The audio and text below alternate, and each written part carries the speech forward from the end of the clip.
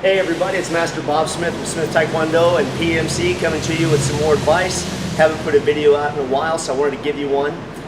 And what I want to talk about in this video is that guy. We've all got one in the gym that we train at. I don't care where you go. You've got the guy who always has an injury.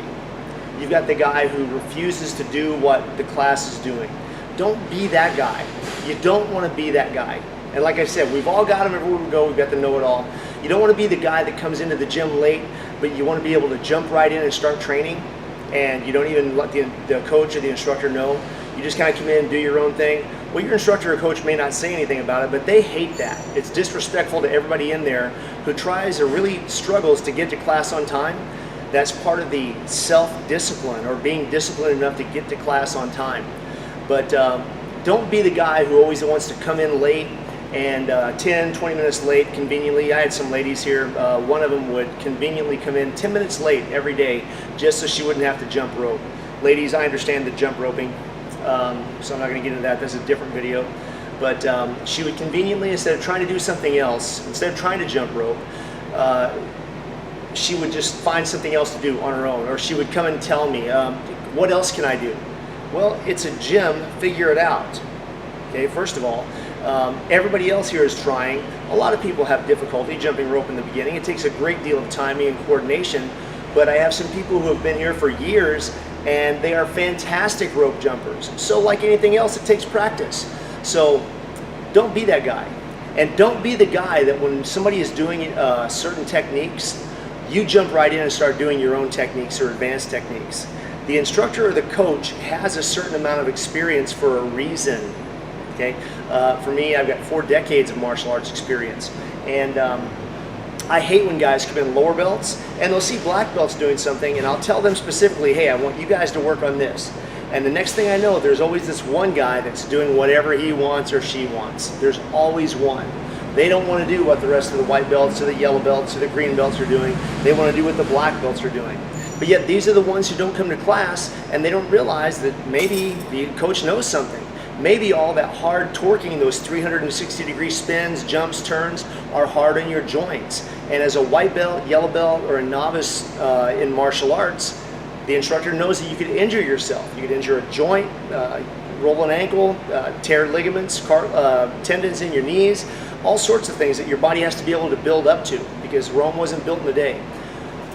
Don't be the guy that comes in and does your own thing. Whole class is doing something, the class is looking for partners to work with, and they're trying to buddy up, and there's this one guy, and they will always go to the bag by themselves, or they will always go train by themselves or do their own thing. And you have to literally tell them, hey, get over here with the rest of us, because they just want to do their own thing by themselves. Don't be the person who always wants the preferential treatment.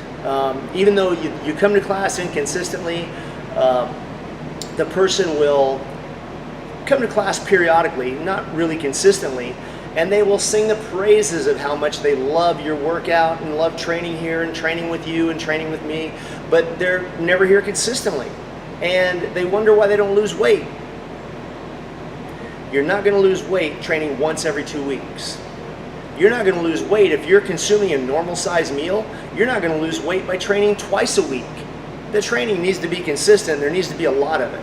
It takes practice. But this is the person that their MO or their mode of operandi is always to come in unannounced or late, or they always want that special preferential treatment.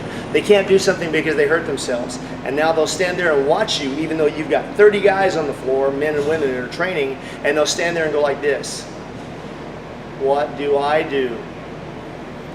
Well, figure it out. Go to the weights. I wasn't talking to you. Don't be the guy that wants to let the whole gym know how out of shape you are. If you're out of shape, they can probably see it.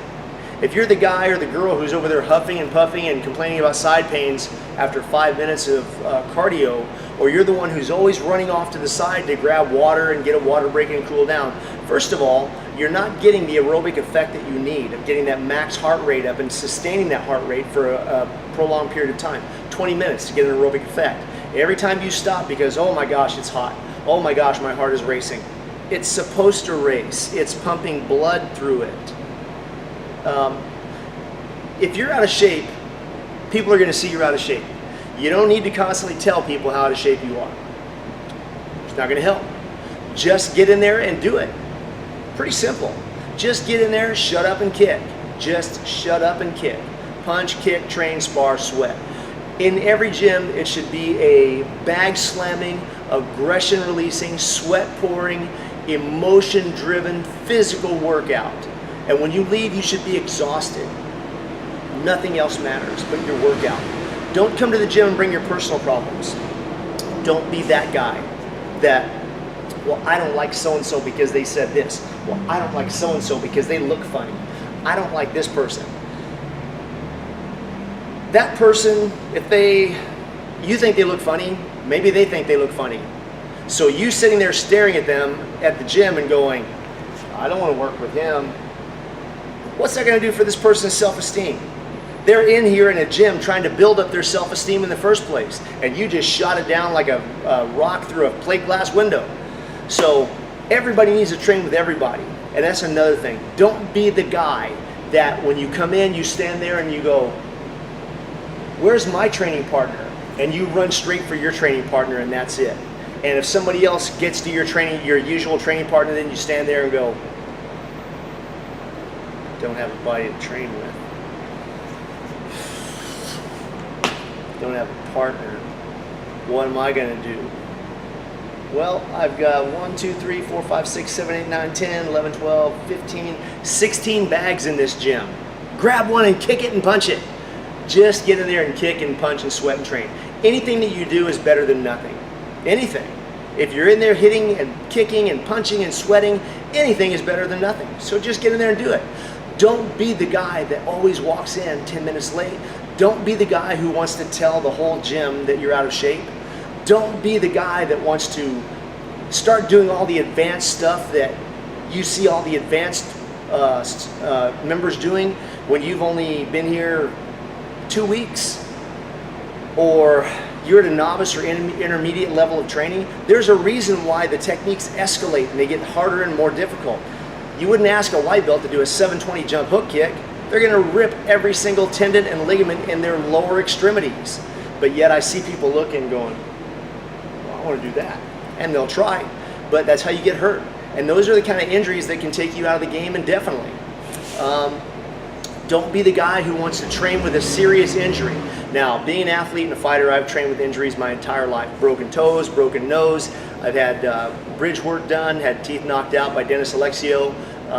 I've had him do his best to try to hurt me, in sparring sessions. Because when you hear all these guys going by, that kind of Alexio, I wouldn't train him. I wouldn't train him, cause I wouldn't train him. Shut up, no you didn't. And I know that for a fact, as do my students, because Alexio, for the majority of the 20 years that he fought in Hawaii, he trained here every day, or Kalakaua Gym, and for a very brief time at Waianae Gym. But there are no guys in Hawaii who trained at Dennis Alexio.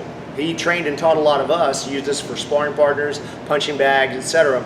But there is no guy in Hawaii who trained Dennis. So any trainer that tells you that, they're lying. But don't be that guy that's, yeah, I trained him, I trained so-and-so, yeah, I do this, so I kind of go do that. One of the reasons that I don't get so involved in full contact martial arts in Hawaii anymore is I saw a guy taping a fighter's hands, and literally he had rope going through the knuckles. I had to stop and ask him, what are you doing? Oh, brah, Thai style cause, Thai style. No, it's not. And you're an idiot for putting rope between the knuckles of your fighter's hands. The purpose of the tape is to protect the knuckles, protect the wrist, protect the thumb, protect the metacarpals, and make sure that there's minimal movement so that it doesn't overbend or you don't smash something. It's not to try to inflict more pain because you saw a Tong Po movie where the guy is running ropes through his knuckles. This guy let his kid fight this way. And I don't want to be a part of a crowd of consciously incompetent people who, because they've seen something on a movie, they think, that's how it is. I get it. He's running the ropes through because he saw that in some stupid-ass Thai boxing movie. And he's probably seen boxers with tape, running tape. It's tape. It's not rope. It's not rope. It's not 1/4-inch nylon braided rope, period. And the promoters let these guys do this. They don't check them. They don't X off their hands. They don't check their wraps to make sure if these guys are putting plaster under their wraps, circa Panama Lewis. They don't want to make sure that they're not taking the stuffing out of the gloves. Guys jacked up on ephedrine. A lot of these guys, all of them here in Hawaii, they rub Tiger Balm all over themselves. You're not allowed to do that. The camphor gets in the eyes of your opponent. And everybody here knows that. But don't be that guy. If there's something that you can learn in combat sports, learn it. Go out and actually learn it and research it. And use common sense. Understand how the human body works and apply that to your daily training.